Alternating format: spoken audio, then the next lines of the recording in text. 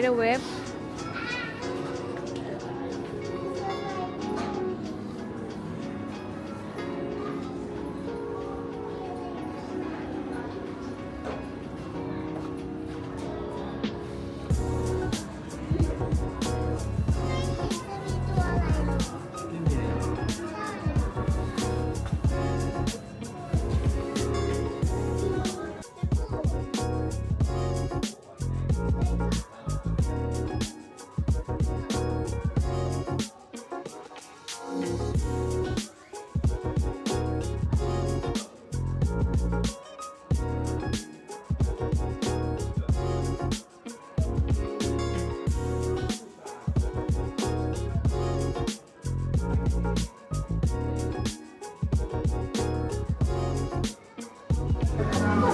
บ้าง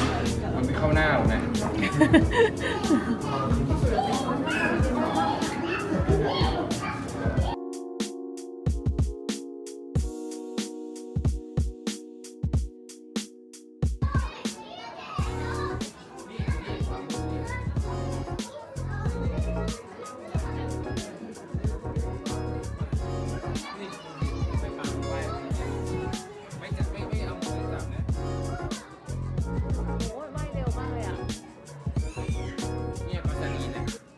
เนี่ยที่ปลากระป๋องอะไรเงี้ย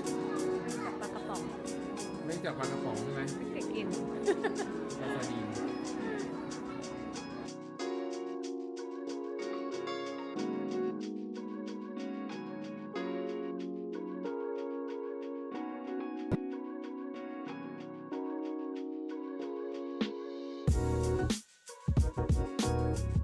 ปลายังไม่เห็นเลยเนี่ย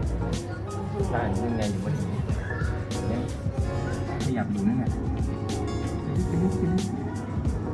เห็นยังน่าสนใจเลยครับตัวนิดเดียวเนาะอันนี้ไม่โอ้ยลงอุ้ยปลาหมึกข้างหน้าชื่อตัวเขาเปลี่ยนสีได้ด้วย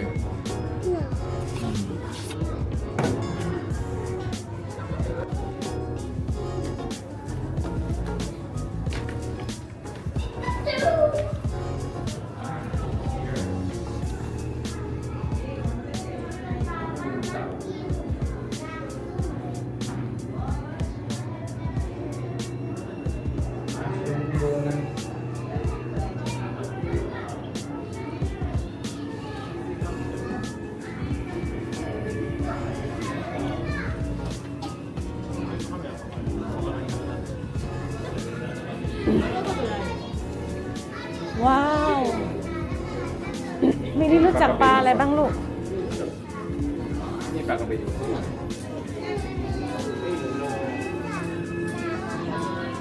ปลากระเบนอยู่ไหน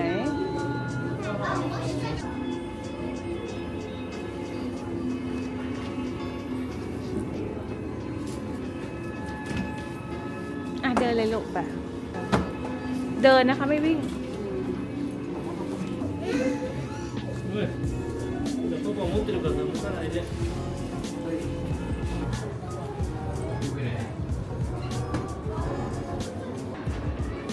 เห็นปลาดาวอย่างแบบนี้เต็มเลยมีตัวพวกนั้นล็อกฟิชอ๋อมีสตาร์ฟิชด้วยเหรอคะอ๋อมาได้นับได้4 ตัวเลย4 ตัวปลาเห็ด5หนูเห็น1 2 3มาค่ะหนูเห็น3นี่ไงที่เป็นเกาะกระจกอยู่นี่ไงใช่เหรอไม่ใช่ได้ไงเราลูกเกาะอยู่นี่ไงชีสส้มนั่นแหละปลาดาว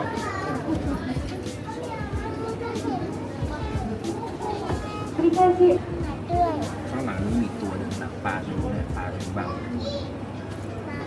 ตัวข้างใน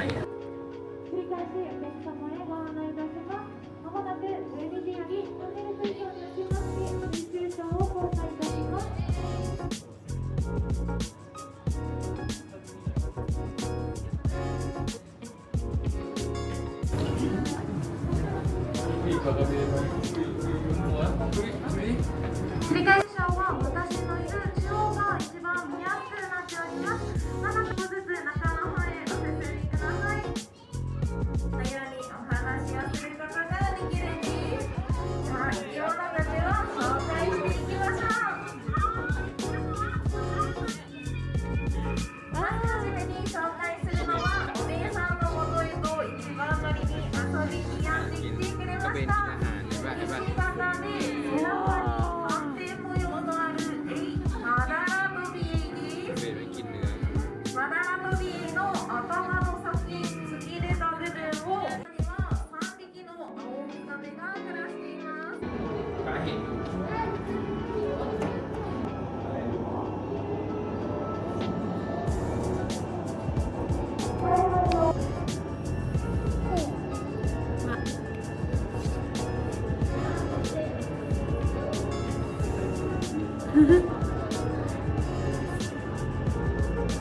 มันหนีหนูเหรอ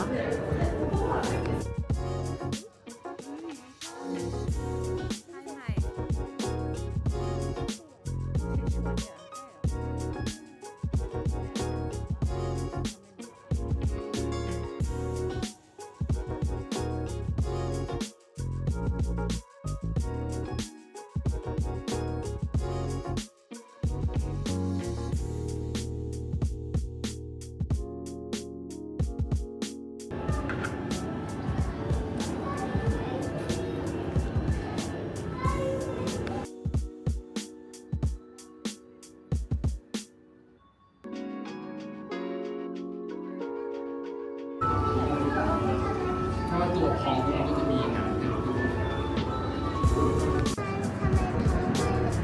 นั่นแหละสิแล้วมันก็ตัวใหญ่มาก มันมีหนวดด้วย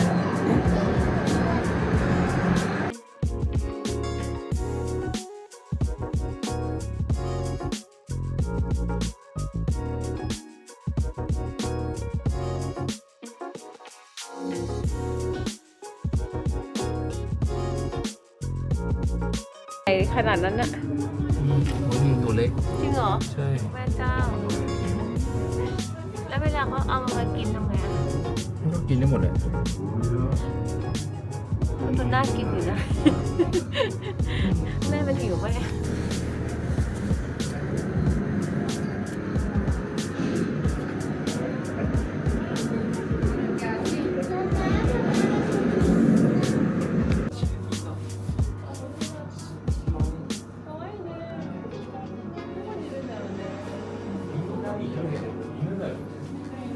โอ้ my god 9 โวลต์ 19 โวลต์ 23 โวลต์ 21 โวลต์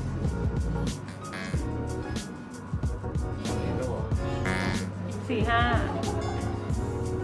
ตัวนี้ต้องทำให้ได้ 96 ใช่ ถ้ามันรู้สึกว่าไม่ปลอดภัยเนี่ยเดี๋ยวแม่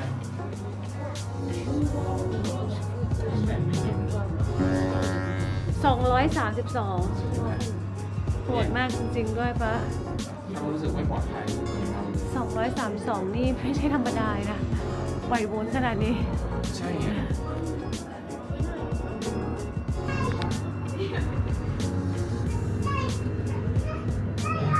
แม่มา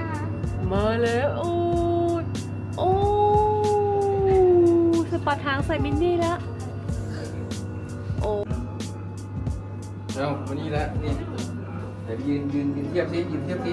ยืนเทียบกันสิ อ๋อ เข้ามาเลยถ่ายกันนะ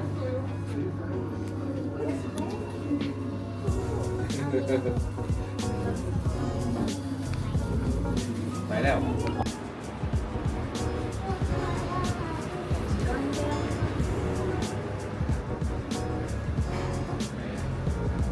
วินมันหนาวเกินปะ นู่นใช่ตรงนี้มาอันนี้ไปยาก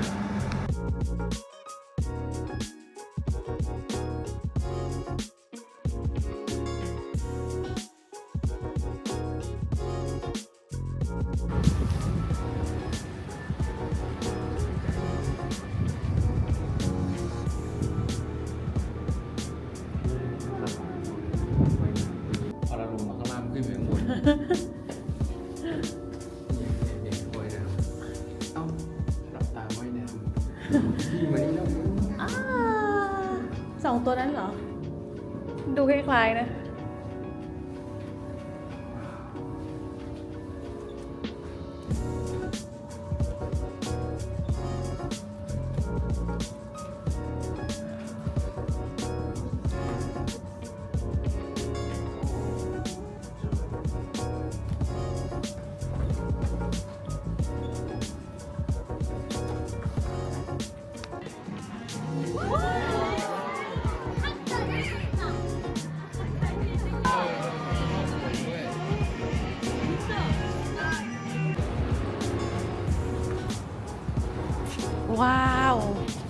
go go go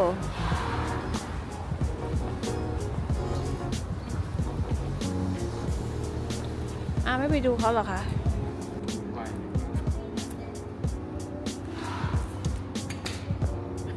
เรียนแบบป้ามันไม่ใช่การเรียกโลมาป้า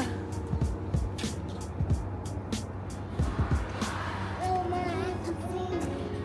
โลมา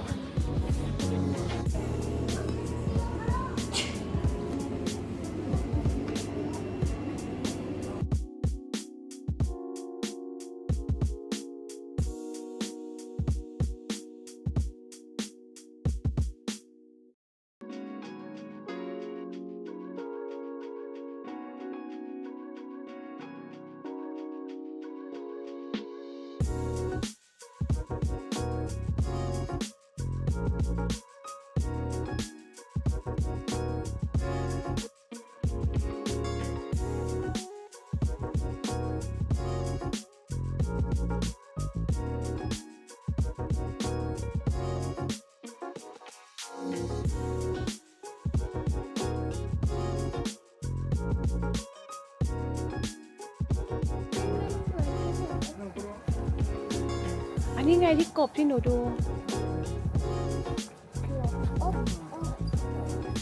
ไปดูตัวอื่นไป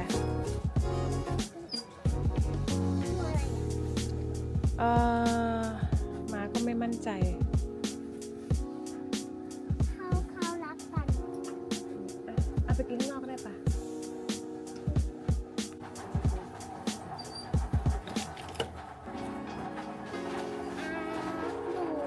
นูที่กินอาห